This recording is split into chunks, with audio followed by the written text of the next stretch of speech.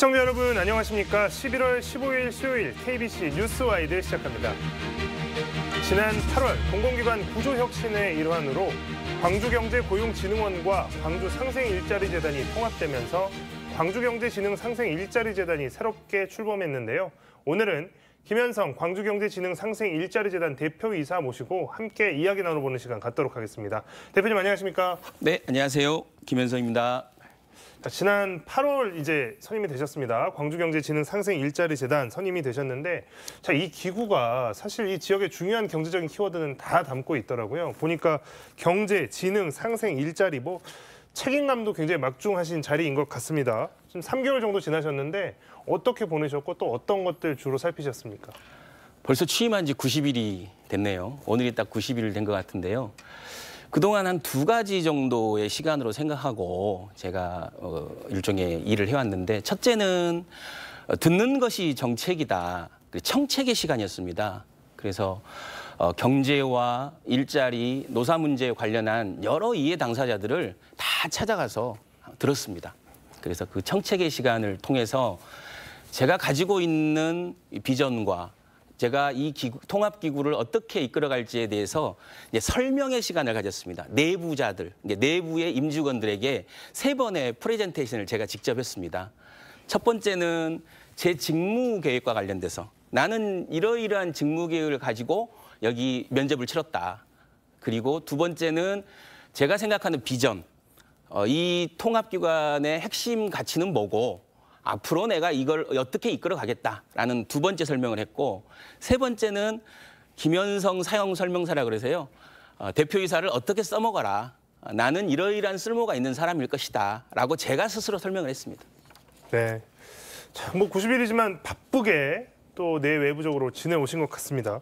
자, 앞서 잠깐 이제 서두에 저희가 이제 방송 처음에 설명을 드렸지만, 자, 이 광주경제진흥상생일자리재단이 기존의 광주경제고용진흥원과 광주상생일자리재단이 합쳐진 기관입니다. 사실 이제 두 기관이 통합되면서 업무가 중복되는 거 아니야? 아니면 기존의 업무가 좀 빠지는 거 아니야? 이런 우려도 좀 있었고 제대로 된 역할을 수행할지 좀 의문도 좀 있었는데요. 우리 지역에서 어떤 역할을 하는 곳인지 좀 설명해 주시면 좋을 것 같아요. 이게 밖에서 보기에도 그랬고 많은 이제 지적이 과연 이 두 기관이 통합됐을 때 시너지를 낼 수 있는 것이냐. 왜냐하면 경제진흥원은 효율성을 중심으로 운영됐던 기관이고 일자리재단은 공공성을 중심으로, 그래서 100% 출연을 받아서 인건비까지 출연을 받아서 운영하는 기관인데 이 두 기관이 시너지가 내겠느냐라고 저도 의문을 갖고 시작했지만 들어와 보니까 이제 점점 시대가 양의 시대에서 질의 시대로 바뀌고 있지 않습니까? 그래서 일자리도 매칭의 수가 중요한 것이 아니라 일자리의 질도 중요하다. 그래서 이제 마침 일자리재단이 광주형 일자리라고 그래서 적정 임금을 주고 있느냐, 적정 시간에 적정 시간으로 일을 시키느냐, 아니면 노사 관계에 협력적으로 일을 풀어가느냐, 이런 것들을 관리하는 재단이었어요. 그러다 보니까 새로운 시대적 가치인 양이 아닌 질적 일자리, 좀 더 나은 일자리, 좋은 일자리를 만드는데 서로 시너지가 날 수 있겠다라는 생각은 듭니다. 네. 자, 일단 두 기관이 통합하면서 생길 수 있는 시너지에 대해서 굉장히 장점들을 발굴하고 계신 상황으로 이해를 하겠습니다. 대표님의 경력을 보면요, 지금 눈여겨볼 만한 경력 중에 하나가 바로 이제 서울특별시에서 디지털 보좌관, 또 중소기업 유통센터 소상공인 디지털 본부장. 한마디로 이제 디지털 경제 전문가다 이렇게 말씀드려도 되겠습니까? 그렇게 이력을 쌓아냈네요. 자, 그러면 이제 디지털 경제라고 하는 게 막연하기도 하고 뭔가 그냥 그 선언적인 구호 같기도 하고요. 그러면 이 디지털 경제 전문가로서 많은 실무를 봐오셨으니까 디지털 경제로의 전환이라고 하는 건 어떤 거다? 이렇게 좀 시청자분들께 쉽게 설명해 주실 수 있을까요? 그러니까 얼마나 쉽게 설명을 드릴 수 있을지 모르겠는데, 저는 이제 가끔 이 밥을 먹는 것을 왜 밥을 먹는지, 잠을 자야 되는 것을 왜 잠을 자야 되는지 설명해야 되는 상황이다. 지금 디지털 전환과 관련 설명이. 그렇지만 조금 저도 어떤 설명의 의무가 있기 때문에 몇 가지 얘기를 드리면, 저는 같은 것을 다르게 하는 것이다. 예를 들면 과거는 몇 시부터 몇 시까지 은행의 문을 여니까 그 은행에 가서 일을 봐야 됩니다. 그런데 지금은 24시간 은행 업무를 볼 수가 있고 송금도 할 수가 있습니다. 이게 이제 같은 것인데 다르게 하는 거거든요. 시간과 공간을 초월한 같은 것을 다르게 하는 거. 그리고 과거에는 택시도 우리가 손을 잡고 길거리에서 불렀다라면 지금은 집에서 카카오 택시를 이렇게 불러서 거기에 맞춰서 가지 않습니까? 그러니까 저는 이제 여기에 본질은 뭐냐면 권력의 이동이다. 그러니까 생산자 중심의 권력이 소비자 중심 권력으로 이동하고 있다. 그러니까 과거에는 생산자가 훨씬 더 우월적 위치에서 권력을 가지고 있었다면, 경제 권력을 가지고 있었다면 지금은 소비자가 권력을 갖고 있는 거죠. 그러니까 TV만 보더라도 과거에는 뭐 어떤 TV를 보려면 그 시간에 가서 어떻게 보면 내가 예를 들면 그 TV에 맞추는 거지 않습니까? 이 방송의 편성에. 근데 지금은 내가 내 주도로 구독을 해서 내 주도성이 커지는 거죠. 개인의 주도성이. 그리고 언제든지 OTT 서비스에 가서 얼마든지 볼 수 있는. 그래서 저는 여기의 본질은 어떤 개인의 권력이 커지고 있고 소비자의 권력이 커지고 있다라고 봅니다. 자, 그러면 아주 쉽게 설명을 해주셔서 이제 한마디로 소비자의 권력, 개인의 권력이 커지고 있다라고 이제 설명을 해주셨는데요. 디지털 경제로의 전환이라고 하면 소비자들의 권력이 실제로 커지고 있는지, 실제 그리고 좀 궁금할 것 같습니다. 그게 현실적으로 지금 이루어지고 있는지, 우리 지역의 경제 상황, 어떤 방금 말씀하셨던 그런 디지털 전환으로 발맞춰 가고 있다라고 볼 수 있을까요? 아니면 좀 아직 미진하다 이렇게 볼 수 있을까요? 많이 늦었죠. 네, 제가 여러 가지 상황을 살펴본 바로는 이제 17개 경제진흥원이 전국에 있는데 결국은 이 디지털 전환과 관련된 디지털 경제와 관련돼서 가장 어떻게 보면 조금 늦게 출발하고 있다. 그렇지만 이 디지털 시대에는 이 퀀텀 점프라는 게 가능합니다. 그러니까 순서대로 가는 게 아니에요. 과거의 아날로그 시대에는 순서대로 가는 거였거든요. 근데 디지털 시대는 퀀텀 점프가 가능해요. 쉽게 생각하면 중국이 신용카드라는 문화가 없었습니다. 그 문화가 없었기 때문에 지금 중국의 결제, 간편 결제 시스템이 훨씬 더 앞서가고 있거든요. 결국은 그런 거, 그러니까 디지털 시대라는 게 계단을 밟아서 성장하는 것이 아니라 뭔가 갑자기 성장할 수도 있거든요. 그래서 저는 광주 경제가 디지털 전환과 관련된 디지털 경제와 관련돼서는 보다 좀 늦게 가고는 있지만 지금도 늦지는 않았다라는 생각을 하고 있고요.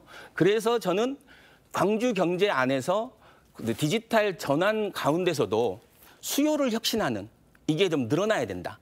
예를 들면 유통과 판로 개척과 관련된 사업이 좀 늘어나야 돼요. 아예 유통 판로와 관련된 사업이 사실 없다시피 합니다.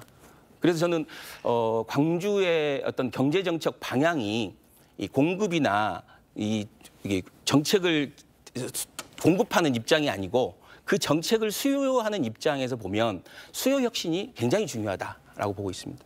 자, 방금 이제 말씀하셨던 설명에서 연장선에서 자, 그럼 디지털 경제 전환, 광주의 특성에 맞춰서 어떤 식으로 해법을 찾아가야 할까요? 그러니까 경제에서 공공이 해야 될 역할이 뭐냐라고 하면 그건 굉장히 어려운 여러 가지 이야기가 있는데 과거에는 공급 중심의 사고였거든요. 근데 저는 이제 지금은 이제 수요 혁신이 필요하다. 이제 쉽게 생각하면 미국의 바이든 정부가 바이 아메리카를 통해서 국내산, 미국산 소비를 촉진하고 있지 않습니까? 중국의 시진핑 정부는 애국 소비라는 이름으로 내수 촉진을 강하게 드라이브를 걸고 있습니다. 그래서 저는 이제 지산지소라고 얘기하고 있습니다. 지역에서 생산된 제품을 지역에서 소비할 수 있는 지역 순환 경제, 지역에서 생산된 제품을 지능적으로 소비할 수 있는 디지털로 소비하는 디지털 전환 경제, 지역에서 생산된 제품을 지구적으로 소비하는. 그러니까 지산지소가 세 가지가 있는. 지역적으로 소비하고 지능적으로 소비하고 지구적으로 소비하자. 그래서 이 수요 혁신을 아주 내수를 아주 끝까지 극단적으로 올릴 수 끌어내야 있는, 됩니다. 네. 그래서 쉽게 생각하면 지금 광주의 전체 조달 시장이 2조 7천억 정도 되거든요. 근데 그 광주의 조달 시장에서 내수, 그러니까 광주의 산업과 연결된 비율이 45% 정도 돼요. 그런데 이제 예를 들면 강원도나 전라북도는 60%가 넘거든요. 그러면 한 10% 정도 여력이 있다고 볼 수 있는 거죠. 그러면 분모가 2조 7천억이니까 2,700억 정도의 국내 광주 지역 내의 산업과 연결시킬 수 있는 수요가 만들어질 수 있다는 겁니다. 이제 그런 것들. 그래서 수요를 혁신하고 광주 지역의 앵커가 될 수 있는 대학병원이나 대학이나 광주 지역 내 학교들 여기에서 나오는 수요들을 극단적으로 연결시켜야 된다. 그래서 예를 들면 병원과 같은 데서 쓰이는 물건들도 광주의 산업과 어떻게 연결시킬 수 있느냐. 근데 이건 제가 이제 얘기하는 건 아니고 지역 순환 경제를 얘기하시는 분들이나 이제 프레스턴 시나 클리브랜드 시를 모델로 얘기하는 분들이 적극적으로 얘기하는 겁니다. 사실. 예. 자, 지역 안에 내수, 지역 안에 생산과 소비를 극단적으로 연계를 강화하자. 뭐 이런 말씀이셨던 것 같습니다. 자, 지역의 지금 현재 상황에서 이제 좀 심각한 이야기가 또 하나 있습니다. 이 부분에 대해서 또 어떻게 생각하시는지도 궁금한데요. 최근에 이제 흔히 말하는 대유위니아 사태. 네. 뭐 이제 대유위니아 사태에 대해서 이게 뭐 지금 정리는 돼가고 있고 여러 가지 지원책도 나오고 있는데 결론적으로 잘 풀릴 수 있을까 하는 의구심은 여전히 해소가 되지 않고 있습니다. 자, 재단 차원에서도 이 문제에 지금 관심 갖고 계시죠? 어떻게 바라보고 계십니까? 사실 이 차원은 이제 국가적 과제, 국가적 문제죠. 사실 이제 지역의 문제로 보기보다는 국가적 문제로 됐다라고 보지만 어찌됐든 광주 산업의 20% 이상을 차지하는 가전 산업. 그리고 그 가전 산업 안에서 20% 이상을 차지하는 대유, 유니아, 그러니까 딤체 얘기. 그리고 딤체는 전형적인 계절 상품이지 않습니까? 하필 지금 이렇게 김장철 이 시점에서 지금 사건이 터져서 상당히 더 어려운 상황으로 몰고 가고 있는데요. 저는 지금 처음에 법정 관리를 했을 때 회생 개시를 빨리 해야 된다. 그러니까 법원이 회생을 개시하는 시점, 개시를 결정을 빨리 해야 된다라고 해서 저희가 이제 온라인 서명 운동도 적극적으로 했고요. 그 다음에는 이걸 국가적 차원에서 문제 지역으로 봐야 된다. 우리가 재난이 터지면 재난 지역 선포하듯이 이 경제적 재난이다. 그래서 이제 국가적으로도 중소기업 특별 지원 지역이라든가 고용부 차원에서 고용 위기 지역이라든가 이런 제도가 있습니다. 그래서 이 제도를 빨리 이렇게 신청하고 지정될 수 있도록 해야 된다라고 해서 저희가 이제 결의대회도 노사 민정이 함께해서 결의대회도 하고 기자회견도 했었습니다. 그 이후에 이제 저는 지역사회가 똘똘 뭉쳐서 이 회생재판부에 탄원을 내야 된다고 저는 개인적으로 보는데요. 어떤 탄원이냐 하면 이 부도덕한 오너 일가에 대한 책임은 책임대로 묻고 그렇지만 지금 고용 위기에 있는 이 고용 노동자들이나 이런 분들을 위해서도 빨리 이게 회생이 돼서 뭔가 새롭게 기업이 살아나야 되거든요. 그래서 좋은 법정 관리인이 오거나 아니면 이 회생 절차를 심판하는 재판부가 보는 몇 가지가 있어요. 첫째로는 이 오너 일가가 얼마만큼 회생 의지가 있느냐, 그러니까 사재 출연을 할 의지가 있느냐라는 이런 것들.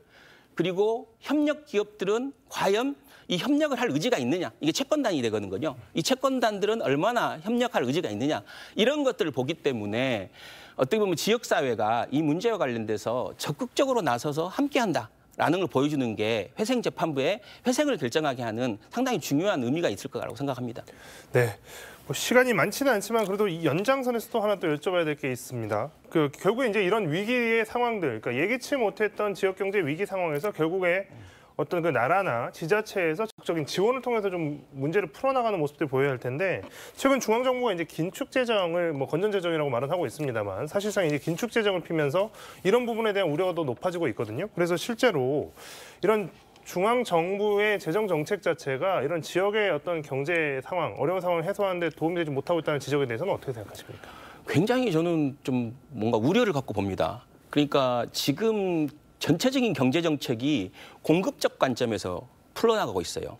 그래서 공급적 관점에서 뭐 산업의 뭐 이런 부분을 중요하게 생각하는데 저는 전 세계적으로 지금 수요 중심의 어떤 그 공공 경제, 공공 정책이 돌아가고 있는데 그것과도 역설적으로 좀 안 맞고 어려울수록 어떻게 보면 곡간을 풀어서 어떤 개인이 빚을 내기보다는 나라가 빚을 내야 되거든요. 근데 전체적으로 보면 GDP 대비해서 개인의 빚이 우리나라가 굉장히 높아요. 그러니까 미국이나 일본은 70%, 80%대거든요. 근데 우리가 100%가 넘어요. 지금 우리 정부는 개인들에게 금융 정책을 통해서 빚을 내게 하는 정책을 계속하고 있거든요. 근데 이게 다 부담으로 넘어오는 거거든요. 코로나 때 빚을 냈던 소상공인들 이제 갚아야 될 시기가 오고 있거든요. 지금 더 나아진 게 없어요. 그러니까 빚을 내서 하는 정책은 결국은 개인한테 부담을 주는 거거든요. 저는 이런 정책 방향에 대해서는 굉장히 심각하게 보고 있습니다. 근데 개인들이 파산되고 개인들이 존재하지 않는데 국가가 무슨 필요가 있겠습니까? 이럴 때 쓰라고 나라에 세금을 내고 이럴 때 쓰라고 재정 운영을 하는 건데 건전재정 해서 아니 국민들 다 망하는데 다 죽겠다 그러는데 건전재정에서 나라만 살아있으면 뭐 어떻게 하라는 건지 전 잘 모르겠어요. 네. 자, 뭐 지역의 여러 현안 또 관련해서 또 추구하고 계시는 뭐 디지털 경제로의 전환 이런 모습들 저희도 앞으로 계속 지켜보도록 하겠습니다. 오늘 김현성 대표와의 이야기는 여기까지 듣도록 하겠습니다. 대표님 고맙습니다. 네, 감사합니다.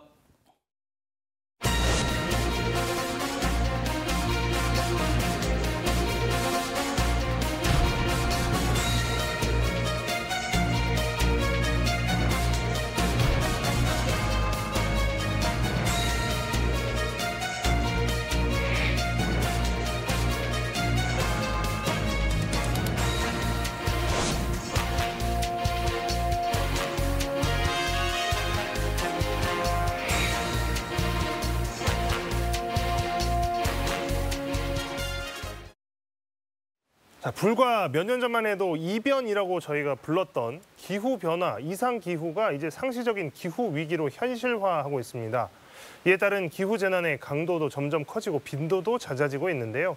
실제 광주 전남은 올해 봄까지 50년 만에 역대급 가뭄에 시달렸고 여름에는 기록적 폭우가 연속적으로 이어지면서 피해가 극심했습니다. 가뭄과 홍수 모두 이 물 관련 재난인데요. 우리 지역의 물관리 현황과 위기 대응 체계에 대해서 알아보는 시간 갖겠습니다. 영산강 섬진강유역물관리위원회 윤광식 정책분과위원장과 이야기 나눠보겠습니다. 교수님 안녕하십니까? 네, 안녕하십니까? 자, 일단 많은 분들이 궁금해하실 텐데요. 영산강 섬진강유역물관리위원회 어떤 일을 하는 곳인지 좀 설명 부탁드리겠습니다. 네, 영산강 섬진강유역물관리위원회는 영산강 그리고 섬진강 그리고 제주권역의 물관리의 중요한 사항을 의결 심의하는 법정기구입니다. 여기서 물관리는 물의 안정적인 확보와 이용, 그다음에 수질과 수생태 같은 환경 보존과 관리, 그리고 홍수와 가뭄 같은 재난 대응이 포함되고요.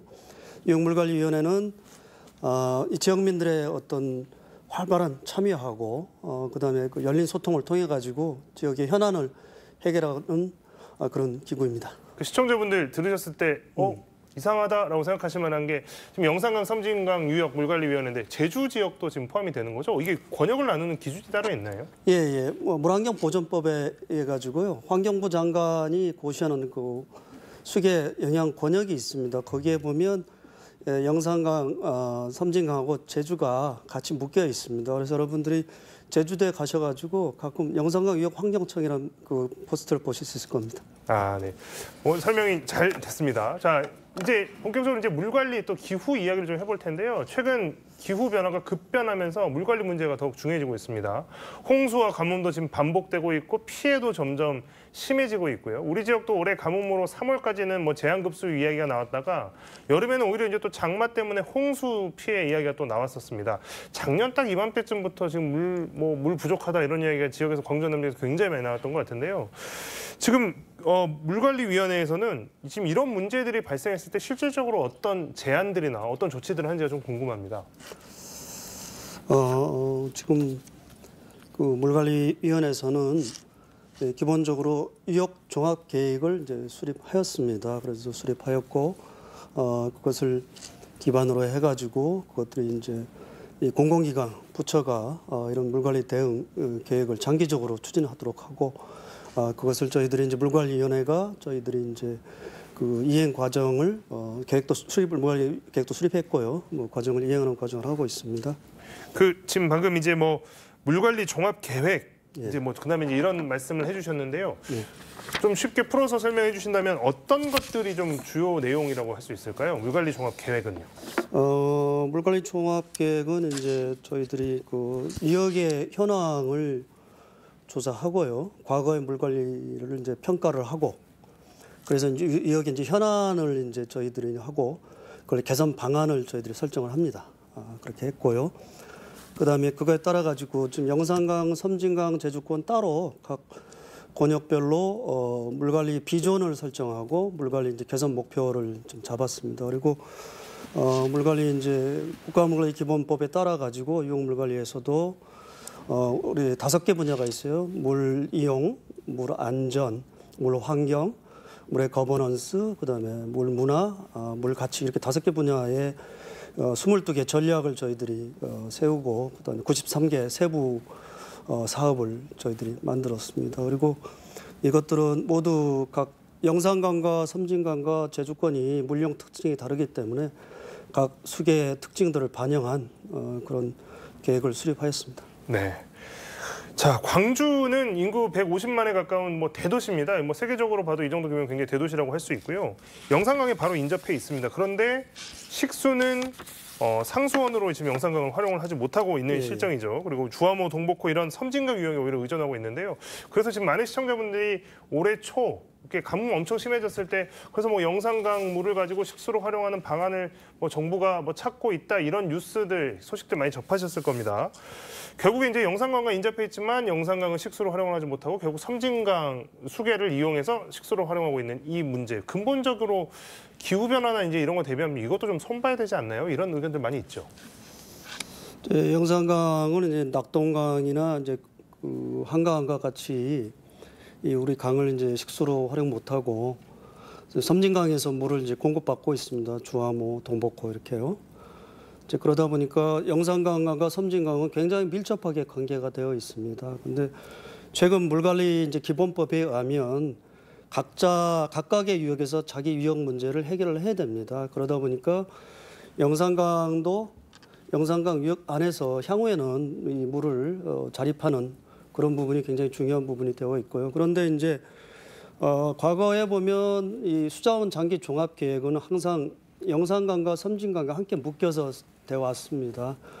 그렇기 때문에 이제 이 문제가 오래된 문제이기 때문에 하루 아침에 저희들이 물을 바꿀 수는 없고요. 하지만 점차적으로 이제 저희는 지금까지는 물관리 이용 중심의 물관리 네트워크가 되어 있는데 향후에는 영산강의 물 자립 그리고 영산강의 수환경 이런 보존을 고려한 물관리 네트워크가 이루어져야 되겠고 체계가 그렇게 변경이 돼야 될 것 같습니다. 네. 자, 최근에 이제 기후 변화와 관련해서 관심이 높아지면서 최근에 이제 광주시가 시민 여론조사를 한 내용이 하나 있습니다. 기후 변화에 대응하기 위해서 가장 서둘러야 될 게 뭐냐 이렇게 이제 질문을 던졌더니 수질 개선 또 물 활용 방안 마련이 가장 시급하다라는 응답이 40%로 1위로 나타났다고 하는데요. 지금 영산강 수질은 3, 4등급 정도를 유지하고 있습니다. 그래서 식수가 아닌 농업 용수로만 활용이 되고 있는데 이게 결국에는 수질 개선이 돼야 상수원이 됐든 다르게 활용이 가능한 상황 아닙니까? 네, 특히 이번에 이제 가뭄이 들다 보니까 그 문제가 굉장히 중요하게 되게 됐고요.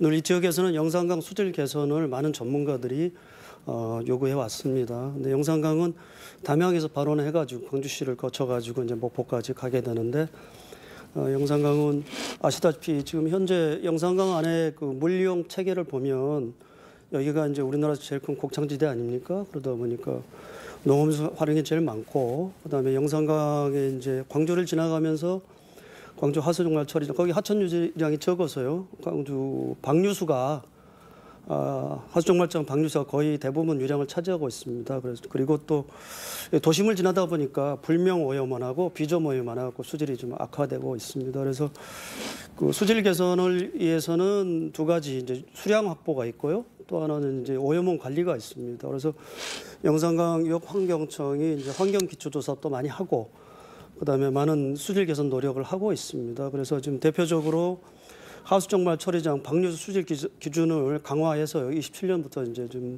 그렇게 할 것이고요. 그다음에 대표적으로 광주천에 영향을 미치는 광주 제1하우스 처리장 생물 반응조를 저희들이 증설하는 그런 사업을 좀 지역청에서 좀 해서 광주시하고 지금 추진하고 있습니다. 그리고 또 광주시 같은 경우는 물순환 선도도시 사업을 해서 비조모염도 줄이고 그다음에 어떤 기저유출도 늘리고 하는 이런 광주청과 영산강의 수질을 개선하는 그런 노력을 하고 있고요. 그다음에 또 중요한 거는 환경부가 수량과 수질을 이제 통합 관리하니까 향후에 이제 저희들 하천 유지량도 더 많이 이제 확보되고 수질도 더 개선되지 않을까 싶습니다. 네.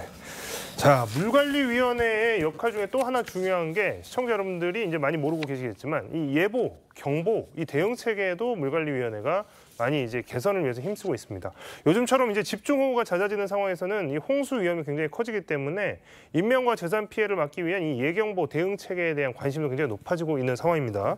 이런 부분에서 이제 뭐 어떤 점을 좀 중요하게 생각하고 어떤 점을 좀 강화해 나가고 계시는지 궁금합니다. 네, 저희 지역의 영산강, 섬진강에서 2020년에 크게 홍수가 나서 어려움을 겪었고요. 광주 전남은 뭐 작년과 올해 이렇게 큰 가뭄을 겪었습니다. 그래서 이제 그러다 보니까 저희가 큰 어려움은 있었지만 그 뒤로 많은 부분이 지금 개선이 됐습니다. 특히 이제 수자원공사 중심으로 물 관리에 대한 고도화가 이루어지고 있고요. 그다음에 영산강 홍수통제소의 지금의 어떤 애경보 기능이 굉장히 강화됐습니다. 그래서 지금 시스템도 인공지능도 하고 그다음에 애경보를 위한 현장의 계측 시설도 굉장히 많이 놓고 그다음에 CCTV 이런 것들도 해가지고요 물 관리 형을 실시간으로 파악할 수 있고 대응할 수 있게 돼 있고 그다음에 이제 이 물 방류하는 방류 시스템에 대한 그 애보를 해주는 거하고 경보해 그다음에 경보 체계 이런 것도 강화가 굉장히 되고 있고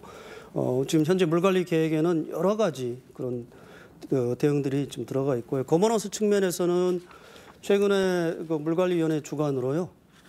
저희들이 그 이역의 물관리 기후위기 이제 물관리 시대 애경보에 대한 토론회를 열었습니다. 그때 이제 영산강 홍수통제소 애보 과장님 오셨고, 그다음에 지자체 광주시 그리고 이제 KBC 방송국 같이 참여했었습니다. 그래서 굉장히 의미 있는 자리였습니다. 그러다 보니까 물관리 홍수통제소하고 또 광주시하고 또 이 재난 대응에 좀 시각 차이도 좀 있었고요. 그리고 이제 그 KBC가 그 지역 방송으로 그 뭐 재난 방송을 선진화하는데 그런 아이디어를 얻을 수 있는 그런 조례였습니다. 앞으로 유형 물관리위원회에는 그런 자리를 많이 마련해 가지고 대응을 좀 잘할 수 있도록 하도록 하겠습니다. 네. 자, 방금 이제 홍수 이야기랑 그 뭐 기후위기 때문에 이제 생길 수 있는 이런 상황들에 대해서 이야기를 했지만 또 반면에 우리나라는 여전히 물 부족 국가입니다. 이 문제에 대한 심각성도 여러분들 많이 알고 계실 텐데요. 이렇게 물 부족 국가 이거 개선되지 않는 상황이면 같은 나라라고 하더라도 지역 안에서도 이 물 가지고 분쟁이 생길 수 있는 가능성도 높아지는 거 아닙니까? 네. 그래서 이제 유형 물관리위원회 안에 물 분쟁 조정 분과가 있고요. 분과위원장님은 변호사십니다. 예, 그리고요. 그래서 물 분쟁을 저희들이 이제 대안적 이제 분쟁 해결 방식을 취하고 있고 이제 조정을 하는 것이죠. 그러기 위해서 이제 이 물 분쟁 신청이 들어올 수가 있습니다. 어떤 뭐 지자체가 될 수도 있고 뭐 물관리 기관도 될 수 있고요. 그러면 거기에 대해서 조사도 하고 뭐 참고인 뭐 소환도 하고 내용 자료도 받고 그래서 저희들이 그 물관리의 분쟁의 요인이 무엇인가 원인이 무엇인가 파악하고 그걸 바탕으로 해서 조정 방안을 마련하는 그런 부분이 저희들 물관리위원회 기능이 있습니다. 네. 자, 이상 기후 이런 문제들 때문에 이제 점점 더 수요가 높아지고 있는 상황인데요. 우리 영산강 섬진강 유형 물관리위원회에서 많은 활동들 펼쳐나가면서 또 지역민들의 재산, 또 인명 지켜내는 이런 상황들 계속 개선되길 바라봅니다. 오늘 윤광식 위원장님과의 이야기는 여기까지 하도록 하겠습니다. 교수님 고맙습니다. 네, 감사합니다.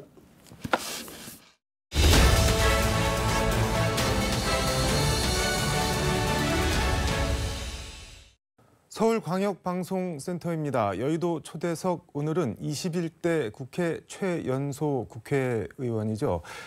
파격적이고 거침없는 행보로 많은 화제와 동시에 일각의 비판도 함께 받았던 류호정 정의당 의원과 함께 제3지대 신당 등 현안과 향후 계획 등 얘기 들어보겠습니다. 의원님 어서 오십시오. 네, 안녕하세요. 정의당 류호정입니다. 옷을 그렇게 입고 오시니까 약간 대학원생 뭐 그런 느낌이 나네요. 이번에 너무 좀 딱딱하게 입고 오는 것보다는 네, 이틀 입으면 조금 낫지 않을까 싶어서. 네.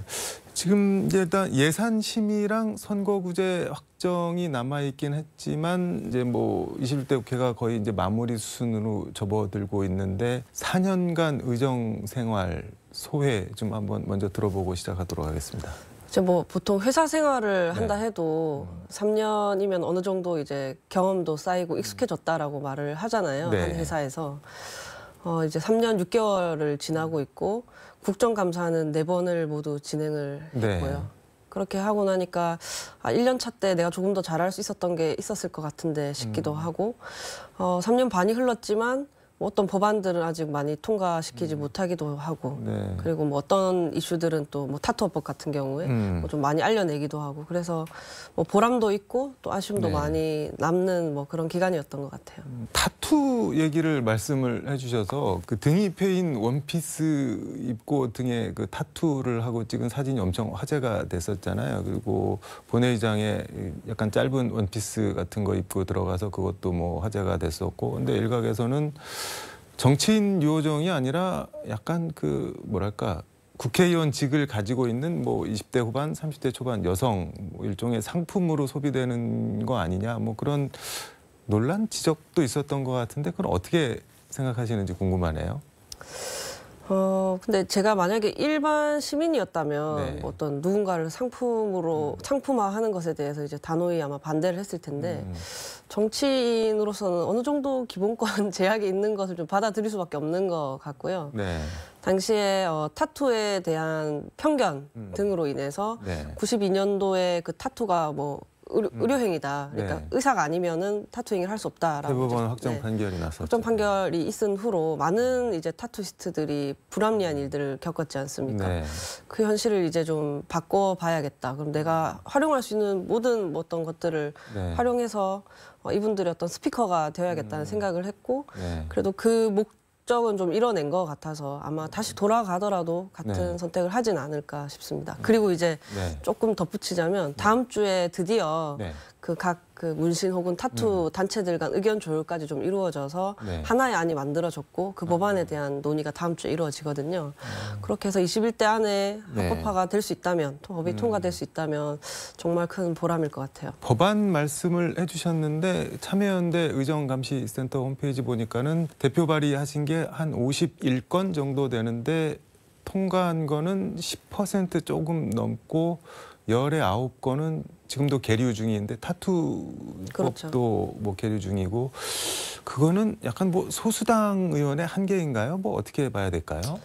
뭐 핑계를 대려면 그렇게 할 수도 있겠죠. 뭐 소수당의 한계도 있을 것이고 결국에는 뭐 저의 역량 부족이 아닌가 이렇게 좀 결론을 내리게 되더라고요. 사실 어떤 법안들은 21대에 꼭 통과시킬 수 그러니까 통과를 못 시킬 수도 있겠다 하는 법안들도 있거든요. 예를 들면 뭐 강간죄 개정이라든지 그러니까 사회적 논의가 좀 더 활발하게 이루어져야 하는 법안들도 있고. 그 비동의 강간 말씀하시는 네네 비동의 거구나. 간음죄 네. 그 개정안이 하나가 있고 그리고 사실 이제 타투법은 그래도 조금 가능성을 높게 네. 저는 보고 있고요. 그 외 채용비리 처벌법처럼 중요하지만 다른 국회의원들의 우선순위에서 밀려 있는 그런 네. 법안들도 있거든요. 뭐 시민분들께서 더 많은 관심을 가져주시면 남은 네. 임기 안에 그래도 좀 더 많이 통과시킬 수 있지 않을까 그런 기대를 하기도 합니다. 지금 국회 민주당하고 국민의힘이 진짜 뭐 모든 사안에 대해서 건건이 지금 부딪히고 있는데 이런 거는 지금 어떻게 보고 계실까요? 지금 그 양당이 양극단의 어떤 진영 정치를 하고 있기 때문에 대화하지 않아도 되는 그런 환경인 것이고요. 그게 무슨 말인가요? 이제 계속 일종의 싸움판이 된 거죠. 그런 상태다 보니까 이제 뭐 의석으로 뭐 법안을 통과시키면 대통령 거부권을 행사하고 사실 그 끝에 남는 거는 갈등 말고는 없는 거죠. 법안이 통과가 되질 않는 거죠. 정말 중요한 법안들도. 양당이 싸우면서 갈등만 남게 된다고 했는데 지금 휘발성이 제일 큰 게 이른바 김건희 특검법인 것 같은데 민주당은 뭐 이르면 12월 국회에서 처리를 하겠다 이런 입장인 것 같은데 의원님은 뭐 어떤 입장이신가요? 찬성하시나요? 아니, 법 앞에 평등이라는 아주 기초적인 헌법 질서를 바로 세우기 위해서라도 저는 이 법안이 반드시 통과되어야 한다고 생각을 하고요. 네. 김건희 여사도 특검에 당당히 임해야 한다고 생각합니다. 이재명 대표에게 했던 말이 네. 있지 않습니까? 당당히 수사받으라고. 그러면 내로남불하면 안 되죠, 일단은. 그렇기 때문에 이제 당연히 해야 되는 거고 네. 죄가 있다면 처벌받을 것이고 죄가 없다면 명예를 회복하겠죠. 특검을 통해서 사법부의 판단이 내려지면 두 진영도 승복을 했으면 좋겠다는 생각도 갖고 있습니다. 근데 이 특검법이 12월이나 뭐 1월 중 처리가 되면은 2달 준비 기간 거쳐서 3월 정도면은 이제 본격적인 활동에 들어가게 되는데 내년 4월 총선 뭐 코앞인데 국민의힘에서는 이거 결국 뭐 총선 전략 아니냐 뭐 김건희 악마화 이른바 이런 거 해서 윤석열 대통령과 정부 깎아내리려는 뭐 그런 좀 비열한 전략 아니냐 이렇게 비판을 하고 있는데 그건 어떻게 보시나요? 소위 뭐 이 쌍특검이 패스트 트랙으로 지정된 거는 4월이거든요. 네. 뭐 민주당의 의도는 저는 알 수는 없지만 그때 정의당도 같이 하지 않았습니까? 네. 저희는 뭐 그런 의도를 갖고 있지 않았고 그리고 이제 대부분의 평범한 시민들은 사법부의 판단 있기 전까지는 그 상황을 그대로 지켜보실 거라고 보기 때문에 이렇게 뭐 총선 전략이니 뭐니 하면서 네. 오히려 뭐랄까 더 정쟁을 가속화시키는 발언은 하지 않는 게 좋을 것 같고요. 그저 그냥 담백하게 김건희 여사 당당하게 네, 수사에 네. 네, 특권 받으시라고 하는 것이 오히려 더 나은 태도가 아닐까 싶습니다. 이게 사람들이 제일 궁금해하고 관심 있어 하는 게 윤석열 대통령 입장에서 보면은 부인, 아내에 대한 특검이잖아요. 근데 이거에 대해서 거부권을 행사할까? 뭐 이렇게 관심 있어 하는데 거부권을 행사하실까요? 어떻게 보세요? 이것은 그저 어떻게 보면은 아까도 이제 제가 법 앞에 평등이라고 말씀을 드렸는데 네. 사법 정의를 실현하는 일이거든요. 그래서 저는 쉽게 거부권을 행사하실 수는 없을 거라고 봐요. 왜냐하면 게다가 지금 윤석열이라는 한 사람을 대통령으로 만들어준 키워드는 공정이잖아요. 공정과 상식. 지금까지 사실 많이 무너뜨리긴 하셨지만 그 기준을 김건희 특검법에 거부권을 행사하지 않는 것으로 지금까지 어떤 일들을 좀 만회하려고도 할 수 있지 않은가 저는 그런 생각도 좀 갖고 있고요. 대통령은 또 국회 결정을 존중해야죠. 특검법을 저는 받아들이셔야 되고 거부권은 아주 최소한으로 행사하셔야 한다고 봅니다.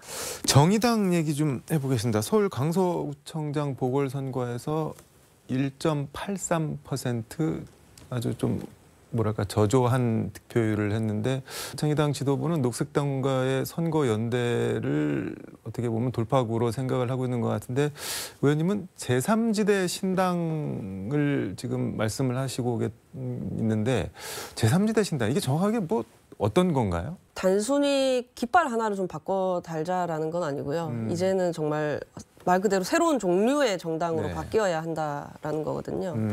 우리 정치를 돌아보면 87년 이후 얼만큼 바뀌었을까. 대한민국은 선진국이 되었는데 네.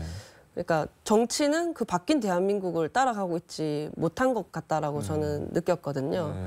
그 모든 걸 좀 내려놓을 수 있어야 그동안 우리가 가졌던 어떤 그 가치관을 오히려 내려놓을 수 있어야 우리가 절대 포기할 수 없었던 꿈도 지킬 수 있지 않겠는가 하는 생각을 저는 가지고 있는 거고요. 그래서 이제 제3지대와도 폭넓게 연대할 수 있어야 우리가 권력을 획득하고 그 획득한 권력을 다시 사회적 약자를 위해 사용할 수 있다. 그렇게 말씀드리고 있습니다. 폭넓게 연대라고 말씀을 해주셨는데 그럼 뭐 이준석 전 국민의힘 대표 포함해서 뭐 금태섭 전 의원 거기다 비명계 뭐 조홍천 뭐 이상민 의원까지도 아우르는 개념인 건가요? 어떻게 되는 건가요? 이준석 대표가 요즘 이제 신당을 만든다고 네. 하니까 저도 같이 요즘 호명이 되고 있는데 네. 저는 그 같이 할 수 있다라는 게 꼭 한 당을 의미한다고 생각하지는 않습니다. 지금의 정치는 사실 서로 생각이 다른 상대방을 이제 적으로 규정하고 없애버려야 된다라고 하고 있기 때문에 오히려 이제 양당제는 안 되겠고 네. 제3지대 그러니까 세 번째 네 번째 정당이 조금 균형을 잡아줄 필요가 있다고 생각을 하는 거고요. 그런 측면에서 봤을 때 네. 이준석 대표가 뭐 어떤 사정이 되었든 제3지대로 나온다라고 하면은 기왕이면은 잘 해서 새로운 물결이 되었으면 좋겠다라고 생각을 하고 있는 거죠. 살짝 헷갈리는데 그래서 이준석 신당이 생기면은 같이 하시겠다는 건가요? 아니면은 뭐 별도로 움직이되 뭐 말씀하신 가치를 같이 하겠다 뭐 그런 건가요? 저는 지금 이제 금태섭 의원님과는 조금 네. 자주 이렇게 소통을 하고 있지만 네. 이준석 대표와는 뭐 전화도 그렇게 잘하지 않기 때문에 네, 그 부분은 사실 제3지대에서 어떤 좋은 정치 내지 좋은 정당이 가능한지에 대한 뭐 토론이나 이런 것부터 먼저 필요한 게 아닌가 싶습니다. 제3지대가 여러 개가 생길 수 있다는 말씀인 거네요. 그러면. 그렇죠. 저는 세 번째, 네 번째 교섭단체가 더 있으면 좋겠다 그런 생각을 갖고 있고요. 우리 부모 세대가 네. 어찌 보면은 산업화, 민주화를 이루면서 뭐 지역 갈등이라든지 이념 갈등을 또 만들었고 또 그게 꽤 오래 지냈고 정치권은 그걸 또 지지층을 결집하기 위해서 네. 또 활용하지 않았습니까? 그렇다면 우리 세대의 갈등은 무엇일까 했을 때 많은 전문가들이 젠더 갈등이나 세대 간 갈등을 짚고 있거든요. 그럼 우리는 그런 종류의 갈등은 답습하지 말자. 그렇다면 이제 만나서 그런 갈등에 대해서 좀 터놓고 이야기하자. 뭐 젠더 갈등 같은 것들. 그를 통해서 이제 해법도 내어놓는 정치를 하자. 뭐 그런 기대감 정도는 갖고 있습니다. 현실적으로 그런데 이준석 대표 없이 가령 의원님이랑 금태섭 전 의원이랑 뭐 제3지대 뭐 명칭이 어떻게 됐든 뭐를 해서 교섭단체를 도모를 하는 게 가능할까요? 그런 걸 하려면 어쨌든 뭐 여러 사람이 뭉치는 게 이준석 대표를 포함해서 그게 좀 현실적인 방안 아닐까 싶은 생각도 드는데 어떻게 보시나요? 저는 2017년에 정의당에 입당하면서 정의당은 다당제 국회를 만들겠다. 네. 다원적 정치를 실현하겠다 하는 당이지 않습니까? 그 당론을 받아안고 저는 계속 정치를 했기 때문에 네. 되면 한다가 아니라 되게 한다라는 마음인 거거든요. 되게 할 수 있는 방법들 가운데 이제 네. 정의당 뭐 지도부에서 만든 어떤 좀 더 선명한 그런 뭐 정치가 있는 것이고 저처럼 좀 더 그래도 중도까지 확장해야 한다는 의견이 있는 것이고 어쨌든 간에 되게 하려면 무엇을 해야 하는지만 저는 고민을 하는 거기 때문에 이준석 대표의 유무와는 관계없다고 생각합니다. 좀 더 이렇게 삼지대로 오셔서 이 논의를 풍부하게 지금 만들어 주시고 계셔서 그 점은 정말 좋다고 생각하지만 있고 없고에 따라서 저의 뜻이 굽혀지는 건 아니라고 생각합니다. 근데 언론이나 뭐 일반인들은 지금 두 분이 신당을 같이 하는 걸로 생각하시는 분들이 많은데 그건 아니라는 말씀인 거네요, 그러면은? 정말로 만난 적이 없습니다. 만날 적은 생각도 없습니다. 없으신- 네, 저도 이제 이준석 대표 인터뷰를 보고 뭐 저런 생각을 하고 있구나 이렇게 그냥 짐작을 하는 것이지. 그러니까 시민들이 무한 경쟁을 하지 않게 하려면 정치가 오히려 무한 경쟁을 해야 한다고 보기 때문에 그저 이제 제3지대에 오셔서 열심히 해보시겠다고 하면 저는 그냥 응원을 하는 거죠. 네. 같이 하자 이러면은 어떻게 하실 건가요? 정치 같은 당이라는 것은 어쨌든 플러스가 되어야 하는 네. 거잖아요. 근데 저희 각자의 지지층이 상당히 많이 다르고 저희 지지자 분들께서도 당장 뭐 같이 한다고 하면 왜? 라는 의문부터 먼저 가지시기 때문에 어떤 함께 이제 좋은 결과를 낼 수 있는 정치 기획을 하면 좋겠지만 처음부터 같이 하고 그런 부분들은 저로서도 상상하기가 쉽지는 않습니다. 네. 약간 지금으로서는 회의적이신 거네요. 당장에는 본인부터가 지금 뭐 신당을 할지 말지도 100%가 아닌 상황이기 때문에 네. 저는 이준석 대표와 무언가를 같이 하냐 마냐의 목매기보다는 제 스스로가 시민들께 왜 꼭 다당제 국회가 필요한지 새로운 정치를 만들어 주시면 어떤 것이 시민들께 좋아지는지 그런 걸 어필하는 시간이 더 많이 필요하다고 생각합니다. 얼마 전 언론 인터뷰에서 경기 분당 갑에 출마하겠다라고 말씀을 하셨는데 그 언론사에서 매일경제였던 것 같은데 제목을 안철수 잡으러 간다 뭐 이렇게 뽑았던데 그 안철수 의원 잡으러 가시는 건가요? 제가 고향이 원래는 창원이거든요. 네. 근데 지금 수도권의 인구가 우리 대한민국 인구의 절반 이상이 살고 있지 네. 않습니까? 그럼 다 지방에서 올라왔다는 건데 이렇게 지방에서 올라온 어떤 사람들은 또 새로운 곳에서 정착을 하고 살아가게 되잖아요. 네. 그게 저한테는 분당이었습니다. 대학교 졸업을 하고 이후에 이제 판교 테크노밸리 쪽에 게임 회사에 취업을 해서 지금까지 이제 내년이면 거의 한 10년을 살아가게 되는 새롭게 뿌리 내린 어떻게 보면 제2의 고향인 곳이 분당이거든요. 그곳에서 이제 저도 정치를 시작하는 게 맞겠다라고 생각을 했고요. 보통 이제 양당은 어떤 전략적인 판단에 따라서 그곳에 살지 않아도 갑자기 가서 정치를 하곤 하지만 저는 지역구 국회의원의 의미는 그런 게 아니라고 생각하거든요. 내가 사랑할 수 있는 도시에 가서 골목골목을 알고 어떻게 이 도시를 또 발전시켜 나갈 수 있는지에 대해서 제시할 수 있어야 그곳에서 출마할 수 있다고 생각하기 때문에 저는 분당에서 해야겠다라고 생각을 한 거고 안철수 의원님이 마침 이곳에 현역이시고 그렇게 되면 뭐 IT 기업의 사용자 출신 뭐 중년 남성 의원님과 이제 저는 이제 IT 기업의 노동자 출신 뭐 여성 청년이 맞붙게 되는 그런 지역구가 되겠죠. 네. 김은혜 홍보수석도 그 직전에 분당갑 의원을 했는데 그쪽에 다시 뭐 오겠다는 얘기도 있는데 제가 알기로는 네. 안철수 의원님의 어떤 분당갑에 대한 의지가 확고하시다고 들었거든요. 분당 건들면 분당입니다라고 말씀하실 정도로 네, 의지가 확고하시기 때문에 아마 안철수 의원님과 경쟁하게 되지 않을까 싶습니다. 근데 현실적으로 이렇게 말씀드려서 죄송하지만 이기실 수가 있을까요? 정의당 같은 경우는 사실 공천받기가 어렵다라기보다는 당선하기가 더 어려운 정당인 것은 맞는데 지역 에서도 많이 지켜봐 주실 거고 또 지금 진행되고 있는 어떤 제3지대에 대한 논의, 기대감이 총선 때 얼마나 반영되느냐에 따라서 저의 결과도 많이 달라지지 않을까 저도 그런 생각을 하고 있습니다. 그 말씀하신 기준대로라면 이재명 대표 인천 개항을 내서 국회의원 된 거는 상당히 부정적으로 보시겠네요. 그러면은.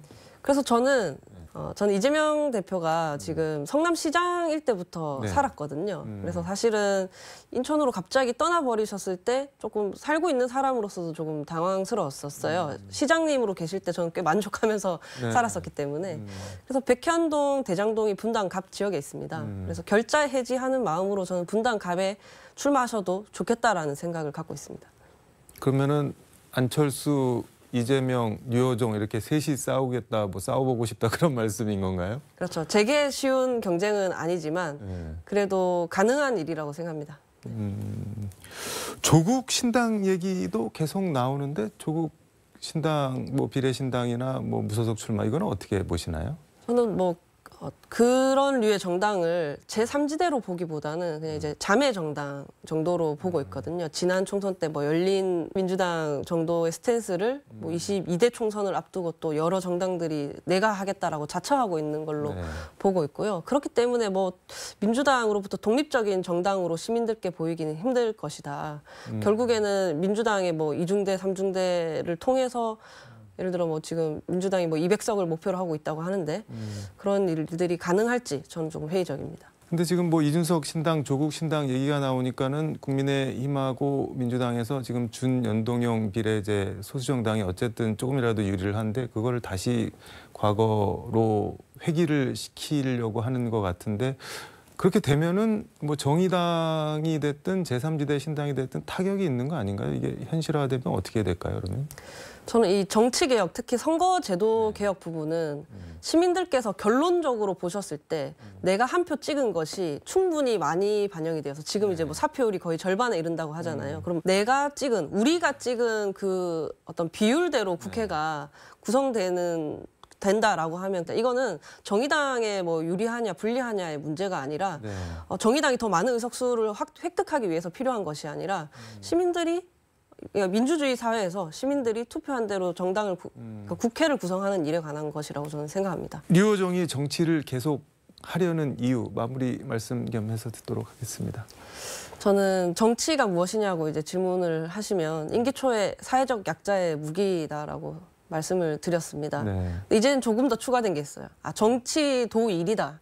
그렇기 때문에 결과가 있어야 되고 그 일에 대해 책임도 져야 된다라는 생각을 갖고 있습니다. 네. 요즘의 정치는 결과물도 없고 책임도 없어서 더 많은 시민들께서 정치가 내 삶을 어떤 나은 방향으로 바꿀 수 없구나 하고 많이 외면하고 계신 것 같아요. 네. 남은 6개월 정도의 임기 동안 정치가 시민들의 삶을 바꿔낼 수 있다. 긍정적으로 작동할 수 있다라고 말할 수 있도록 더 열심히 일하도록 하겠습니다. 알겠습니다. 오늘 말씀은 여기까지 듣도록 하겠습니다. 고맙습니다. 네, 감사합니다. 지금까지 서울광역방송센터에서 류호정 정의당 의원과 함께 전해드렸습니다. 네, 11월 15일 KBC 뉴스와이드 오늘 순서는 여기까지입니다. 저는 다음 주에 다시 찾아오겠습니다. 시청해주신 여러분 고맙습니다.